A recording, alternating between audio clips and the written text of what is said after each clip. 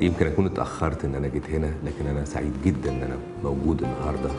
من أول ما دخلت من الباب وأنا دموعي جنب فرحي، دموعي على كل طفل فاقد ابتسامته ومستنيها على باب المستشفى وإن شاء الله يستردها، وفرحي إن في بلدي في مشروع كبير ومهم وفي ناس جواه بيحبوا كل اللي بيعملوه. أجمل حاجة في 57/3/57 إن كل مكان فيه بيوحيلك بالأمل، حتى نظرة الحزن اللي شفتها في عينين الأطفال بحس إن وراها نقطة أمل. المشروع ده في حاجة إلى الاستمرار، المشروع ده في حاجة إلى كل قرش وكل جنيه، لأن كل حاجة هنا مكلفة جدا. وحلمنا كمان إن المشروع ده يفرز مركز دراسات يقول لنا ليه سرطان انتشر في بلدنا.